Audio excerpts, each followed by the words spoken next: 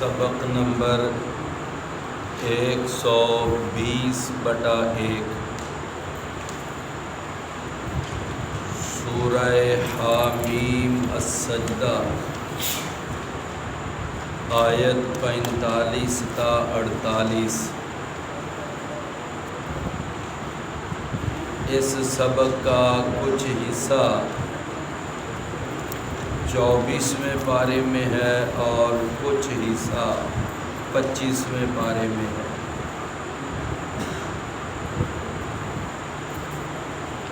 اعوذ باللہ السمیع العلیم من الشیطان الرجیم من ہمزہ ونفخہ ونفثہ۔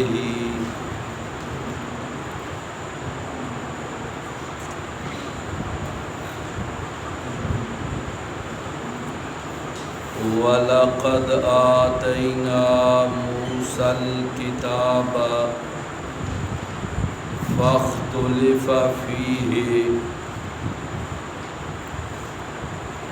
وَلَوْلَا كَلِمَةٌ سَبَقَتْ مِنْ رَبِّكَ لَقُضِيَ بَيْنَهُمْ وَإِنَّهُمْ لَفِي شَكٍّ مِّنْهُ مُرِيبٍ۔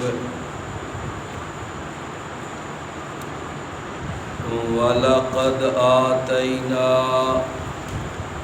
اور یقیناً تحقیق ہم نے دی موسیٰ علیہ السلام کو الکتاب کتاب فاختلف فیہ تو اختلاف کیا گیا اس میں بھی، ولولا کلمۃ سبقت من ربک اور اگر نہ ہوتی ایک بات کہ جو پہلے طے ہو چکی ہے تیرے رب کی طرف سے، لَقُضِیَ بَیْنَہُمْ تو یقیناً فیصلہ کر دیا جاتا ان کے درمیان، وَإِنَّهُمْ لَفِي شَكٍّ مِّنْهُ اور بے شک وہ یقیناً ایک ایسے شک میں مبتلا ہے، منہ اس کی طرف سے، مریب جو بے چین کرنے والا ہے۔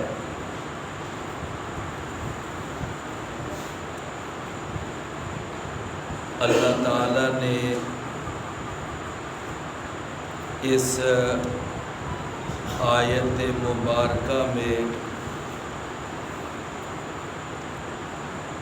رسول اللہ صلی اللہ علیہ وسلم کو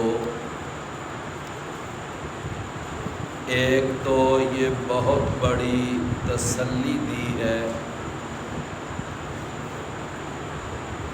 کہ اے نبی کریم صلی اللہ علیہ وسلم،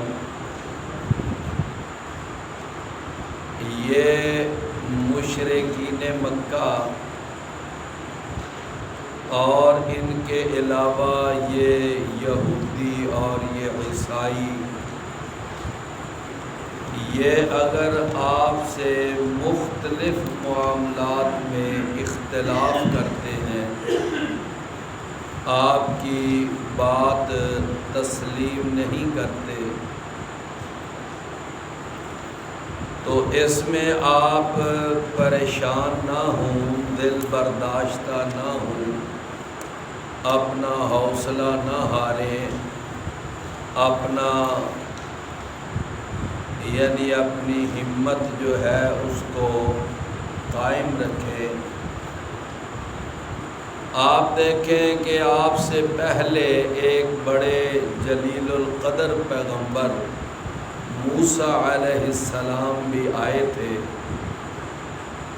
تو ان کو بھی ہم نے کتاب دی تھی جس کا نام تورات ہے۔ تو اس وقت کے لوگوں نے اس تورات میں بھی اختلاف کیا تھا۔ مطلب یہ ہوا کہ اگر یہ آپ کے مخالفین اگر آپ سے اختلاف کر رہے ہیں تو یہ کوئی بڑی بات نہیں ہے۔ اختلاف جو ہے وہ تو ہر نبی ہر رسول کے ساتھ ہوا ہے۔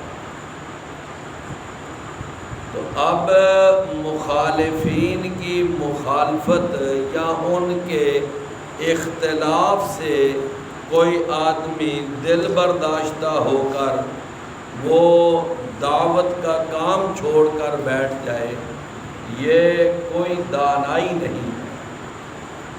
تو اللہ تعالیٰ نے رسول اللہ صلی اللہ علیہ وسلم کو جناب موسیٰ علیہ السلام کا حوالہ دے کر یہ تسلی دی ہے کہ ہم نے ان کو بھی تورات دی تھی، تو اختلاف تو ان سے بھی ہوا تھا۔ فرمایا وَلَقَدْ آتَيْنَا مُوسَى الْكِتَابَ فَاخْتُلِفَ فِيهِ، ان سے بھی اختلاف ہوا۔ رسول اللہ صلی اللہ علیہ وسلم نے اپنی امت کے بارے میں بھی یہ بتایا نا، بڑی مشہور حدیث ہے۔ آپ نے فرمایا کہ میرے بعد جو لوگ زندہ رہیں گے تو وہ دیکھیں گے کہ بہت سارے معاملات میں اختلاف ہوگا۔ میری امت کے اندر بھی بہت سارا اختلاف کھڑا ہوگا، لیکن رسول اللہ صلی اللہ علیہ وسلم نے فرمایا یہاں تک کہ میری امت جو ہے یہ پہلی امتوں سے بھی زیادہ فرقوں میں تقسیم ہو جائے گی۔ تو اس وقت جب یہ بہت زیادہ فرقوں میں تقسیم ہو جائے تو آپ نے فرمایا کہ اس وقت بھی ایک خوش آئند بات یہ ہے کہ ایک جماعت اور ایک گروہ ایسا ضرور ہوگا اور وہ قیامت تک ہوگا جو حق پر قائم ہوگا۔ یہ رسول اللہ صلی اللہ علیہ وسلم نے تسلی دی۔ معنی یہ ہے کہ میری ساری امت گمراہ ہو جائے، میری ساری امت گمراہی میں مبتلا ہو جائے، ایسا نہیں ہوگا، بلکہ ہر دور میں قیامت تک کے لیے کچھ لوگ ایسے ضرور ہوں گے کہ جو حق کا علم بلند کریں گے، جو حق کی بات کریں گے، حق کی دعوت لوگوں کو پیش کریں گے اور اسلام کا صحیح اور اصلی چہرہ لوگوں کے سامنے پیش کریں گے۔ کچھ لوگ ایسے ضرور ہوں گے۔ تو مطلب یہ ہوا نا کہ یہ اختلاف ہو جانا کوئی بڑی بات نہیں ہے، بات سمجھے نا۔ فرمایا کہ فاختلف فیہ، تو اس میں اختلاف کیا گیا۔ ولولا کلمۃ سبقت من ربک لقضی بینہم، اور اگر نہ ہوتی یہ بات کہ جو پہلے سے طے ہو چکی ہے، جو بات پہلے سے طے ہو چکی ہے، کہ اگر وہ پہلے سے طے شدہ بات نہ ہوتی تو فرمایا کہ ان کے درمیان فیصلہ کر دیا جاتا، ان کے درمیان فیصلہ کر دیا جاتا۔ اب یہ جو جملہ ہے نا جو ابھی آپ نے پڑھا ہے کہ اگر یہ بات نہ ہوتی جو پہلے سے طے شدہ ہے تو ان کے درمیان فیصلہ کر دیا جاتا. اس جملے کی مفسرین نے 3 تفسیریں بیان کی ہیں. پہلی تفسیر کیا ہے؟ پہلی تفسیر اس کی یہ ہے کہ اللہ تعالیٰ نے یہ بات پہلے سے طے کر دی ہے کہ میں کفار کو، مشرکین کو اور گمراہ لوگوں کو ان کے یعنی جرائم پر اور ان کے گناہوں پر میں فوراً پکڑ نہیں کروں گا. میں فوراً پکڑ نہیں کروں گا بلکہ میں ان کو مہلت دوں گا، ان کو ڈھیل دوں گا. اور یہ قرآن مجید کے اندر کئی مقامات پر اللہ تعالیٰ نے یہ بات بیان فرمائی ہے. فرمایا کہ ہم فوری طور پر جو ہے نا وہ پکڑ نہیں کرتے، ہم ڈھیل دیتے ہیں. اور پھر ہم نے فیصلے کا ایک دن مقرر کیا ہوا ہے، اور وہ دن کیا ہے؟ وہ قیامت کا دن ہے. لہذا اگر یہ بات پہلے سے طے نہ ہوتی تو ہم ابھی ان کے درمیان فیصلہ کر دیتے. کیوں بھی میری بات سمجھ آئی نا؟ ایک اس کی تفسیر یہ ہے. دوسری اس جملے کی تفسیر یہ ہے جو مفسرین نے بیان کی ہے کہ اللہ تعالیٰ نے یعنی ایک یہ بات بھی طے کی ہے کہ بعض ایسے بھی کافر ہوتے ہیں، بعض ایسے بھی کافر اور مشرک ہوتے ہیں کہ اللہ کے علم میں ہے کہ ان کی آگے نسلوں میں سے کچھ ایسے لوگ پیدا ہوں گے کہ جو توحید کا علم بلند کریں گے. یعنی یہ کافر، یہ مشرک جو ہیں، یہ اگرچہ اسلام قبول نہیں کر رہے لیکن ان کی نسلوں میں ایسے لوگ پیدا ہوں گے کہ جو اسلام پر آئیں گے، توحید پر آئیں گے اور توحید کا علم سر بلند کریں گے. یعنی یہ بات کس کے علم میں ہے؟ اللہ کے. ہاں، جناب نوح علیہ السلام کی قوم کے بارے میں اللہ نے کہہ دیا تھا قرآن مجید میں. یہ قرآن مجید میں آیت آتی ہے کہ ہم نے جناب نوح علیہ السلام کو نہ بتا دیا تھا کہ اے نوح تیری قوم میں سے اب جس نے ایمان لانا ہے نا وہ ایمان لا چکا ہے، اب اس کے بعد کوئی بھی ایمان نہیں لائے گا. جب یہ بات اللہ تعالیٰ نے جناب نوح علیہ السلام کو بتا دی، چونکہ اللہ نے اپنے ازلی ابدی مستقل اور قطعی اور حتمی علم کے تحت یہ بات بتائی تھی، تو جناب نوح علیہ السلام نے پھر یہ دعا کی، یا اللہ جب آگے ان کی نسلوں میں سے بھی کسی نے مسلمان نہیں ہونا تو اب پھر ان کے دنیا میں باقی رہنے کا کوئی جواز نہیں. تو بات سمجھے ہیں؟ پھر اب ان کے دنیا میں باقی رہنے کا کوئی جواز نہیں. اللہ نے فرما دیا تھا کہ اے نوح اب ان میں سے جس نے کلمہ پڑھنا تھا، ایمان لانا تھا، وہ لا چکا، اب ان کے بعد آگے کسی نے ایمان نہیں لانا. بس بات ختم، دی اینڈ. تو پھر جناب نوح علیہ السلام نے دعا کی، رب لا تذر علی الارض من الکافرین دیارا. یا اللہ پھر یہ سارے کافر تباہ کر دے، اللہ سارے کافروں کو ہلاک کر دے، ان کو ختم کر دے. پھر جناب نوح علیہ السلام نے دعا کی. کیوں بھی بات سمجھ آئی نا؟ لیکن یہ ہے کہ وہ جو مکہ کے مشرک تھے ان کے بارے میں اللہ کے علم میں تھا کہ ان کی نسلوں میں سے کئی ایسے لوگ ہوں گے کہ جو توحید پر آئیں گے، جو اسلام پر آئیں گے. یہ اللہ کے علم میں تھا۔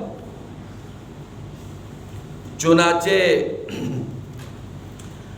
جس وقت رسول اللہ صلی اللہ علیہ وسلم طائف گئے، مشہور واقعہ ہے طائف، اور آپ کے ساتھ جناب زید بن حارثہ تھے، وہاں جا کر آپ نے ان کو توحید کی دعوت دی اور ان کو توحید کی طرف بلایا، ان کو شرک سے باز کیا، منع کیا کہ یہ جو تمہارے بت ہے، طائف کے اندر جو سب سے بڑا بت تھا اس کا نام عزا تھا۔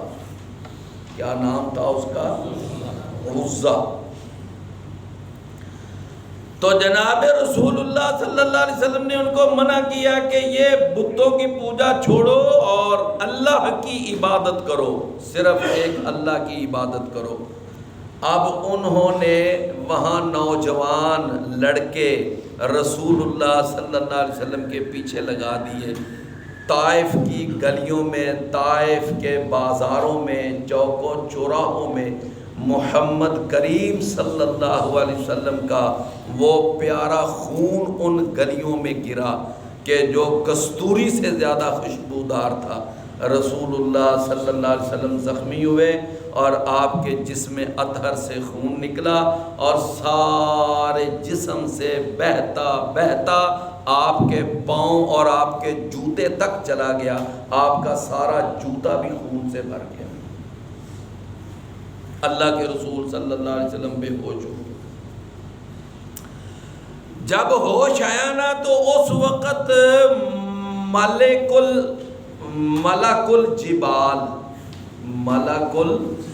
الجبال یعنی پہاڑوں کا فرشتہ، اس نے یعنی اوپر سے سلام کہا رسول اللہ صلی اللہ علیہ وسلم، اور سلام کر کے اس نے نا اپنا تعارف کروایا کہ میں پہاڑوں کا فرشتہ ہوں اور اللہ نے میری ڈیوٹی پہاڑوں پر لگائی ہوئی ہے، اگر آپ مجھے اجازت دیں تو یہ جو دو پہاڑ ہیں نا، یہ طائف کے دائیں اور بائیں، میں ان دونوں پہاڑوں کو اس طرح آپس میں ملا دیتا ہوں اور سارے کا سارا طائف جو ہے نا میں اس کو کچل دیتا ہوں، ان طائف کے لوگوں کا میں ساروں کو ملیا میٹ کر دیتا ہوں۔ آپ کا حکم کا اور آپ کے اشارے کا انتظار ہے، اور میں اپنی مرضی سے یہ بات نہیں کہہ رہا، یہ مجھے اللہ نے یہ بات کہی ہے کہ محمد صلی اللہ علیہ وسلم سے پوچھیں یہ بات،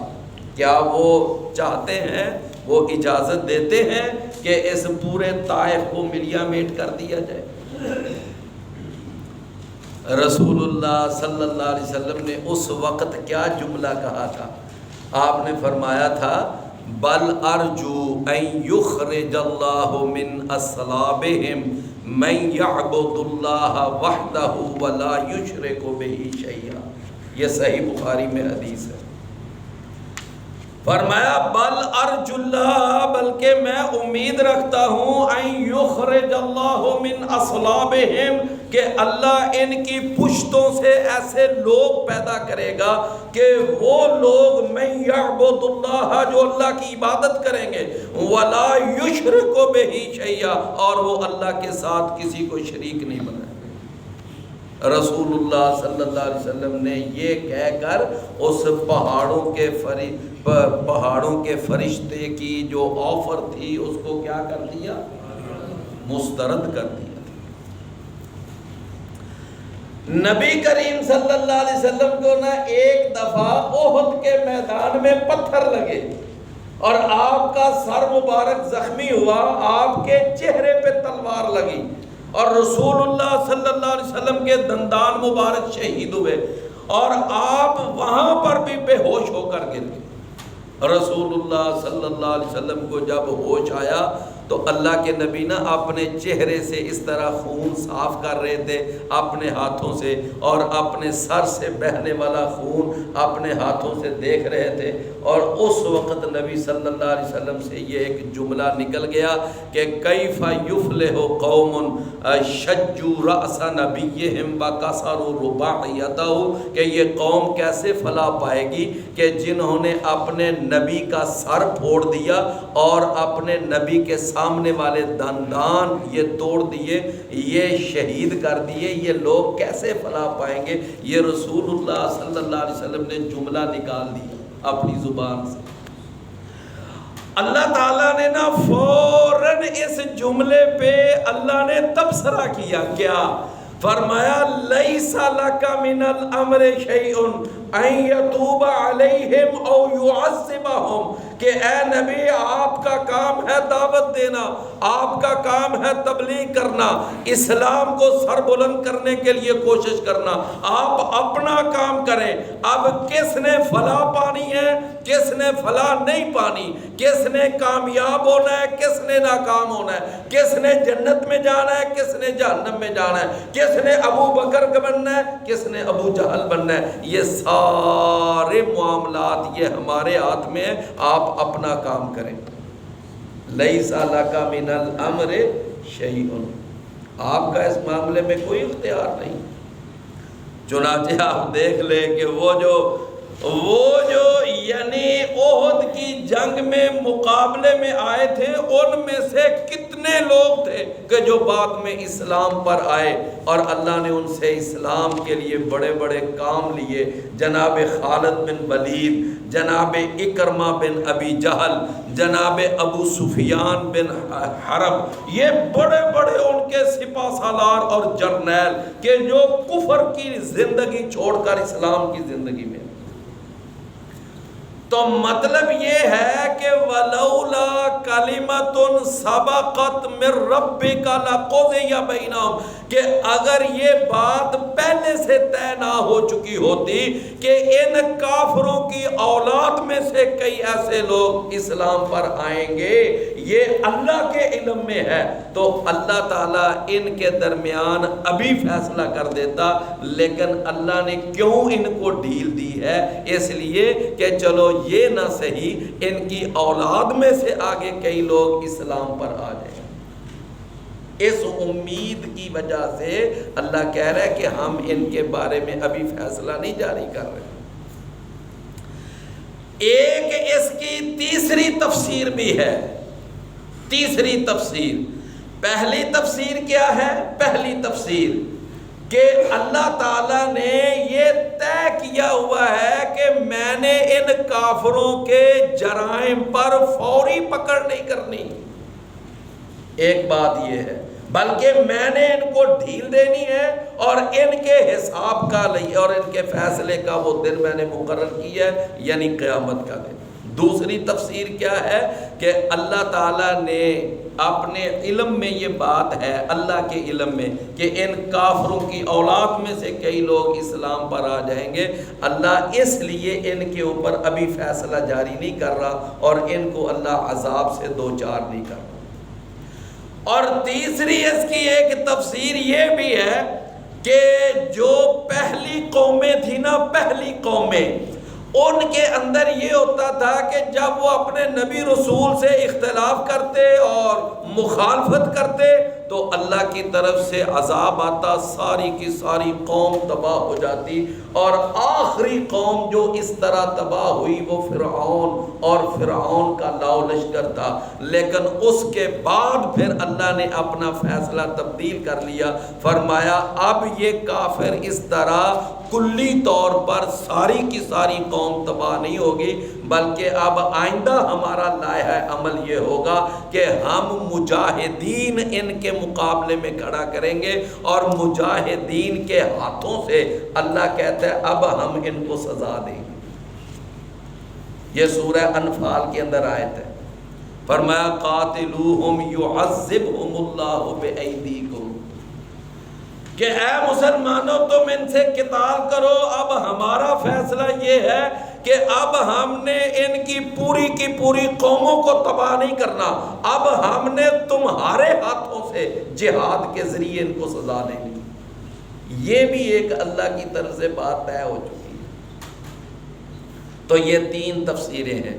فرمایا ولولا کلمۃ سبقت من ربک لقضی بینہم وانہم لفی شک منہ مریب، بے شک وہ ایک ایسے شک میں مبتلا ہے کہ جو اس قیامت کے بارے میں کیا ہے، ان کو بے چین کرنے والا ہے۔ شک، اچھا شک کیا ہوتا ہے؟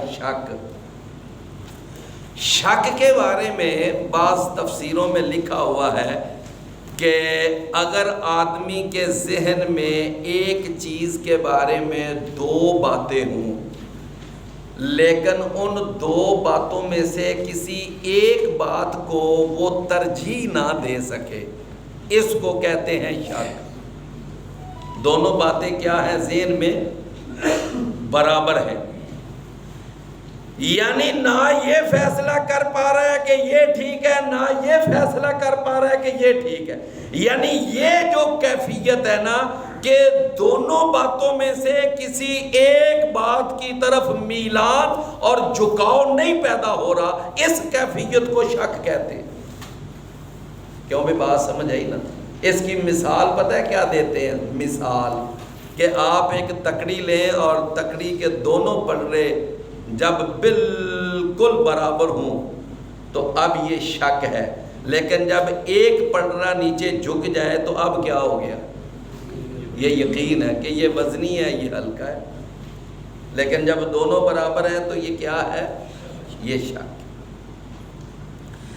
فرمایا وَإِنَّهُمْ لَفِي شَكٍّ مِّنْهُ مُرِيبٍ، یہ کافر جو ہیں یہ آخرت کے بارے میں ایک ایسے شک میں مبتلا ہے کہ جو بے چین کرنے والا ہے۔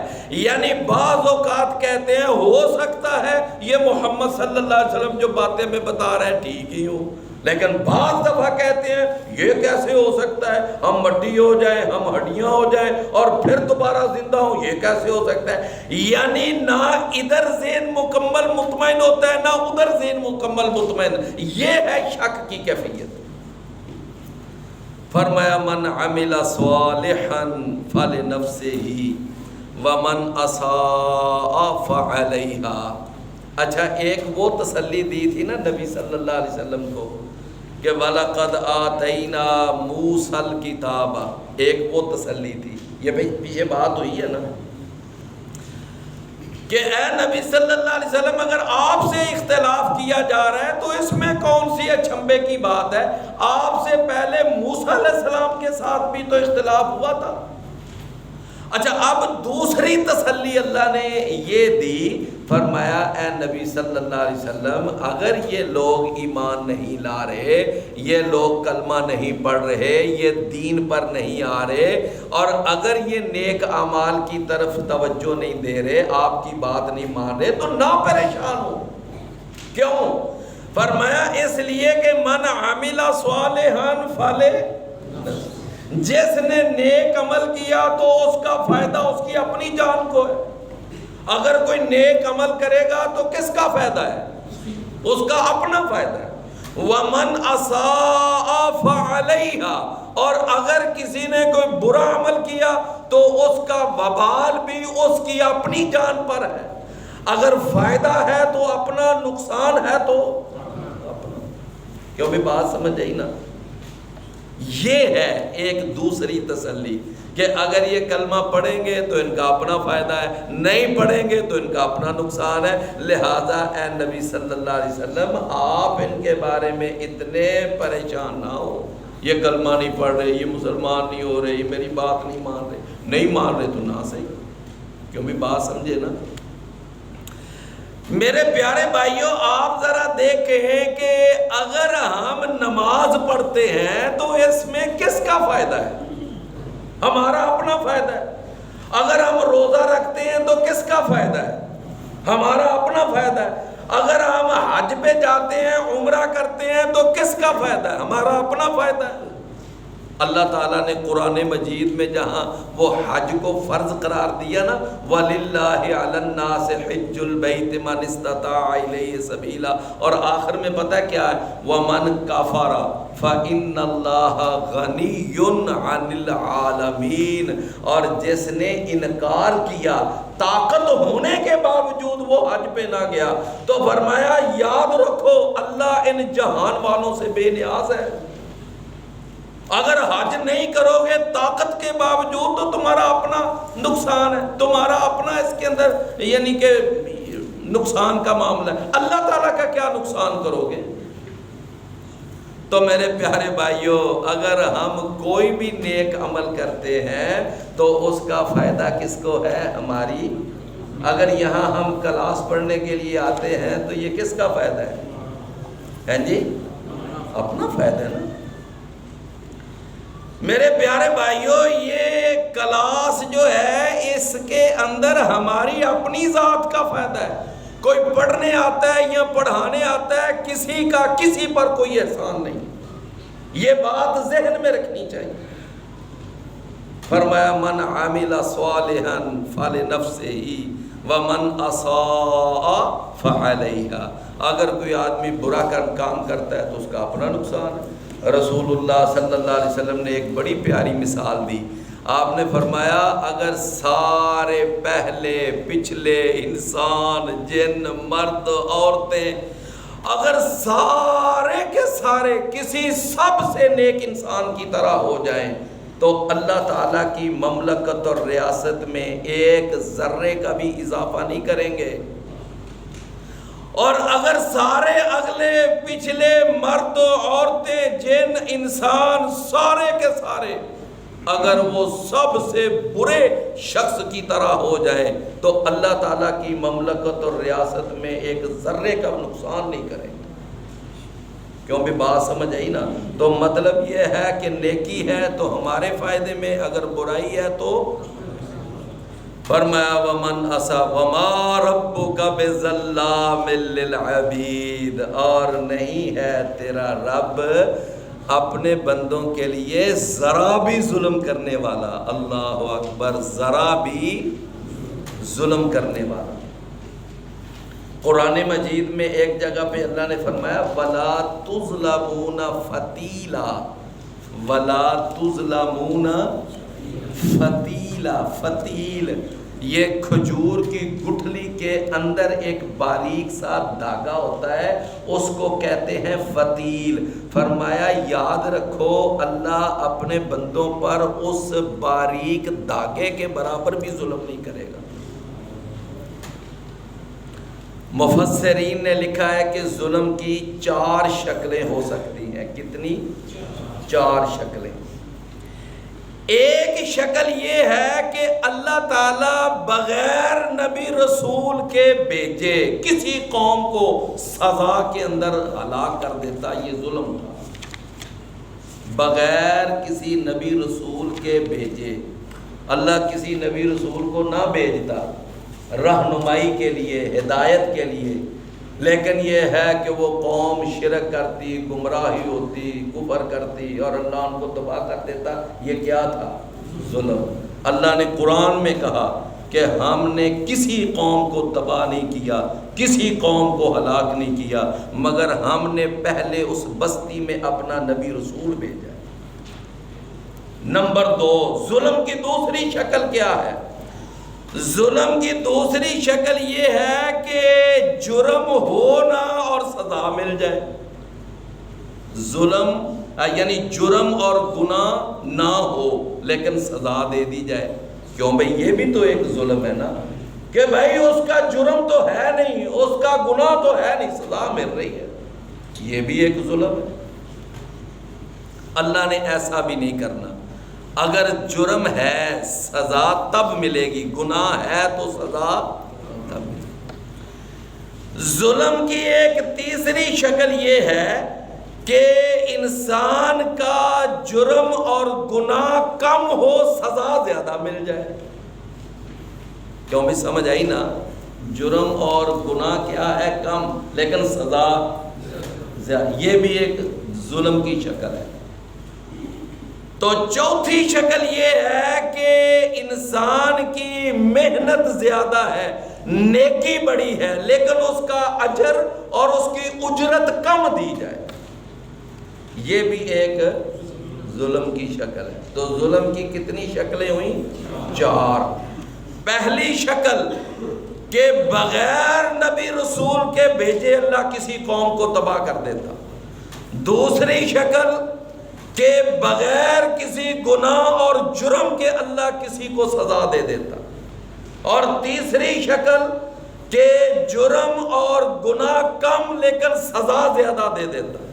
اور چوتھی شکل کہ نیکی اور محنت زیادہ لیکن اس کی اجرت اور اس کا صلہ اور اس کا ثواب کم۔ اللہ نے کہا ہے کہ ہم کسی پر ذرا بھی ظلم کرنے والے نہیں۔ وَمَا رَبُّكَ بِظَلَّامٍ لِّلْعَبِيدِ۔ فرمایا اِلَيْهِ يُرَدُّ عِلْمُ السَّاعَةِ، اس اللہ ہی کی طرف لٹایا جاتا ہے قیامت کا علم۔ قیامت کا علم جو ہے یہ کس کی طرف لٹایا جاتا ہے جی؟ اللہ کی طرف۔ مطلب یہ ہے کہ آپ کسی بھی عالم سے پوچھ لیں، کسی خطیب سے پوچھ لیں، کسی بڑے علامہ سے پوچھ لیں، نبی رسول سے پوچھ لیں، کسی جن فرشتے سے بھی پوچھ لیں، لیکن یہ ہے کہ قیامت کے حتمی اور قطعی علم کا اللہ کے سوا اور کسی کو نہیں پتا کہ قیامت کب آنی ہے، کس سال آنی ہے، کس مہینے میں آنی ہے۔ یہ اللہ تعالیٰ نے کسی کو بھی نہیں بتایا، کسی کو بھی نہیں بتایا۔ کیوں بھی بات سمجھ آئی نا؟ رسول اللہ صلی اللہ علیہ وسلم پتہ ہے نا ایک دفعہ تشریف فرما تھے اور آپ کے پاس جناب جبریل انسانی شکل میں آئے، جو حدیث جبریل کے نام سے معروف ہے۔ تو انہوں نے آ کر ایک سوال اسلام کے بارے میں کیا، آپ نے اس کا جواب دیا۔ دوسرا سوال ایمان کے بارے میں بھی کیا، آپ نے اس کا بھی جواب دیا۔ تیسرا سوال انہوں نے احسان کے بارے میں کیا، یعنی جناب جبریل انسانی شکل میں آ کر سوال جواب کر رہے ہیں اور آپ نے اس کا بھی جواب دیا۔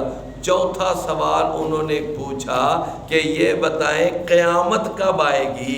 تو رسول اللہ صلی اللہ علیہ وسلم نے پتہ ہے کیا جواب دیا؟ آپ نے فرمایا مل مسئول عنہا اعلم من السائل، کہ جس طرح اس سوال کا جواب سوال کرنے والے کو نہیں آتا، اسی طرح اس سوال کا جواب اس کو بھی نہیں آتا جس سے سوال کیا جا رہا ہے۔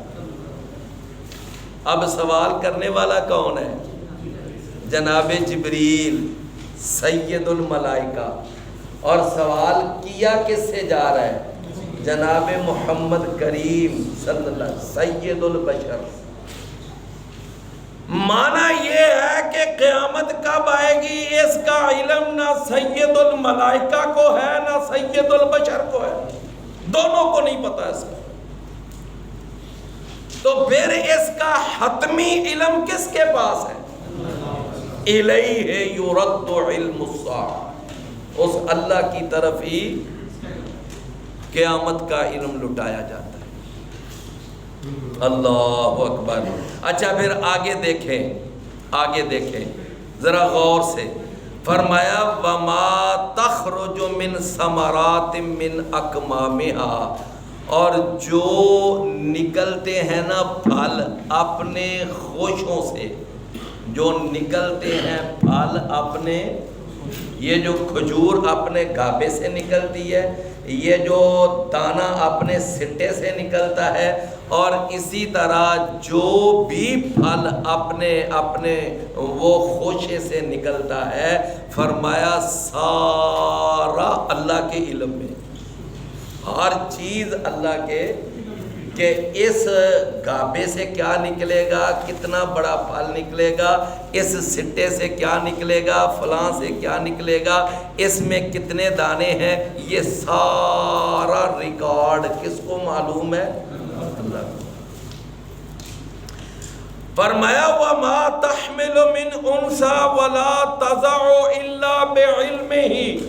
فرمایا اب آ جاؤ کہ جو مؤنث حاملہ ہوتی ہے، جو مؤنث، جو مادہ حاملہ ہوتی ہے، فرمایا کہ اب اس کے پیٹ میں کیا ہے، وَلَا تَضَعُ، اور نہیں وہ جنتی، إِلَّا بِعِلْمِهِ، مگر یہ سارا کچھ اللہ کے علم. کیوں بھی بات سمجھ آئی نا؟ جو اس مؤنث کے پیٹ میں ہے یہ بھی اللہ کے علم میں ہے، اور اس نے کب جنم دینا ہے اور کس طرح کا جنم دینا ہے، یہ ساری باتیں اللہ کے علم. قرآن مجید میں اللہ تعالیٰ نے نا ایک جگہ پر فرمایا کہ اے نبی صلی اللہ علیہ وسلم وَمَا يَعْزُبُ عَنْ رَبِّكَ مِن مِّثْقَالِ ذَرَّةٍ، کہ اے نبی تیرے رب سے ایک ذرہ بھی پوشیدہ نہیں ہے، ایک ذرہ بھی. ساتوں زمینوں سے نیچے کالا پتھر ہو، اس کالے پتھر کے اوپر کالی چیونٹی چل رہی ہو، اللہ کا علم اتنا وسیع اور اتنا محیط ہے کہ اللہ تعالیٰ اس چیونٹی کو دیکھتا بھی ہے اور اللہ اس کے قدموں کی آہٹ کو سنتا بھی. کوئی ہے دنیا کے اندر ایسا کوئی پیر، کوئی فقیر، کوئی ایسا یعنی بزرگ کہ جس کا علم اس طرح کا ہو؟ فرمایا کہ وَمَا تَحْمِلُ مِنْ أُنْثَىٰ وَلَا تَضَعُ إِلَّا بِعِلْمِهِ. اچھا پھر اللہ نے قرآن میں فرمایا کہ وَعِنْدَهُ مَفَاتِحُ الْغَيْبِ لَا يَعْلَمُهَا إِلَّا. غیب کی چابیاں اللہ نے کس کے پاس رکھی ہیں؟ غیب کی چابیاں اللہ نے نہ کسی بزرگ کو دی ہیں، نہ کسی ولی کو دی، نہ کسی پیر کو، نہ کسی بڑے کو، نہ چھوٹے کو، نہ جن کو، نہ فرشتے کو. اللہ نے فرمایا کہ میں نے غیب کے خزانوں کو تالے لگا کر اس کی چابیاں اپنے پاس رکھی ہوئی. اللہ نے یہ غیب کی چابیاں اپنے سوا کسی کو دی نہیں ہے. وَعِنْدَهُ مَفَاتِحُ الْغَيْبِ، فرمایا غیب کی چابیاں ہے ہی میرے پاس. کوئی دنیا کے اندر مائی کا لال اس کی ڈپلیکیٹ بھی نہیں بنا سکتا. فرمایا کہ اللہ تعالیٰ کے علم میں ہے. اللہ اکبر. اب ایک طرف تو یہ بات ہے، فرمایا کہ وَيَوْمَ يُنَادِيهِمْ، اور جس دن وہ اللہ ان کو آواز دے گا، اللہ آواز دے گا أَيْنَ شُرَكَائِي، بتاؤ کہاں ہے میرے وہ شریک جن کو تم دنیا میں میرے شریک بناتے تھے، میرے شریک بناتے تھے. اچھا ایک چھوٹی سی بات آپ ذرا سمجھ لیں بھائی. دیکھیں شرک کیا ہوتا ہے، شرک کیا ہوتا ہے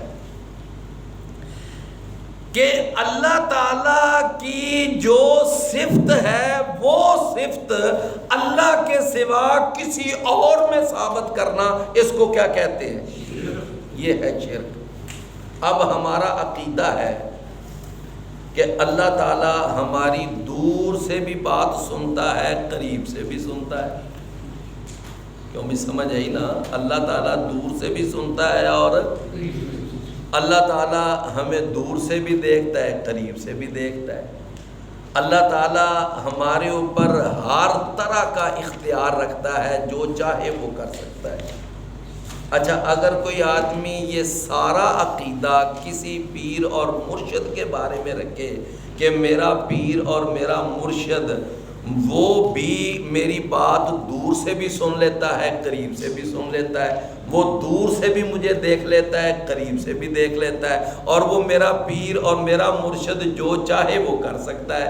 اب آپ مجھے ایمانداری سے بتائیں کہ کیا اس شخص نے اپنے پیر اور اپنے مرشد کو اللہ کے برابر کھڑا کیا کہ نہیں کیا؟ یہ اللہ کے برابری نہیں ہے. یہ بھائی جو اختیارات اللہ کے ہیں وہ سارے اختیارات تو اپنے پیر میں تسلیم کر رہے ہیں. کہ تو اپنے پیر کے بارے میں یہ بھی سمجھتا ہے کہ وہ حاجت روا بھی ہے، وہ مشکل کشا بھی ہے، وہ مختار کل بھی ہے، وہ لجپال بھی ہے، دستگیر بھی ہے، وہ غوث اعظم بھی ہے، وہ فیض عالم بھی ہے.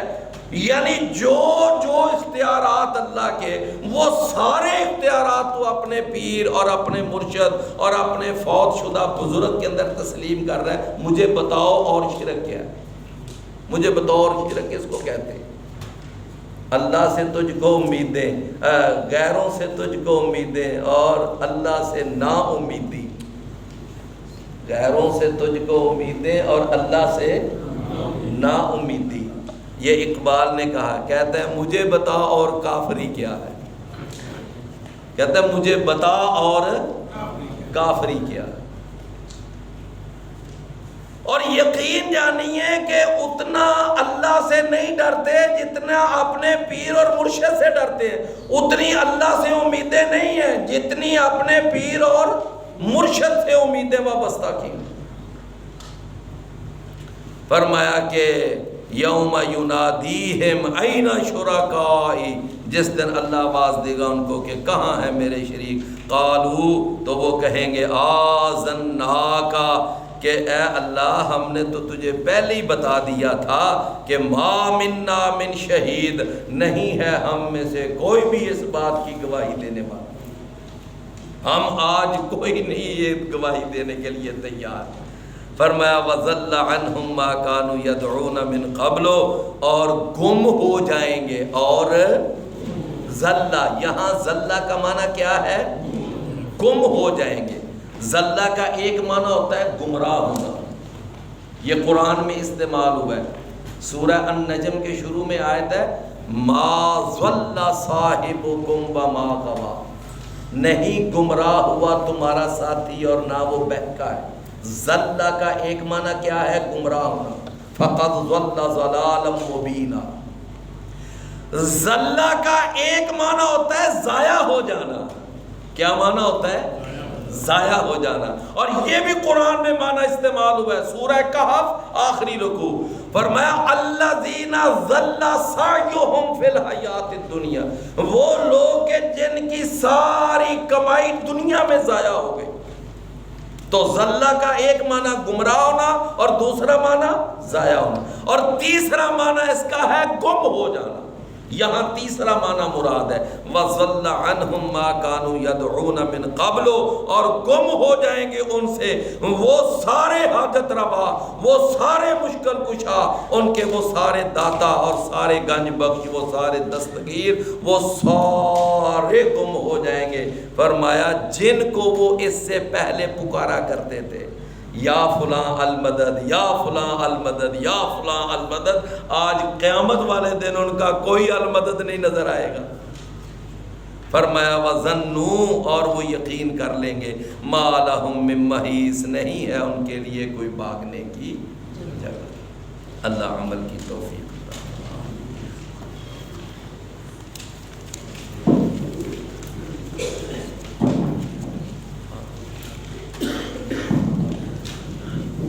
بھائی یہ ایک دو نام سن لیں پھر اس کے بعد نا کچھ چند سوال. محمد حمید محمد حسین،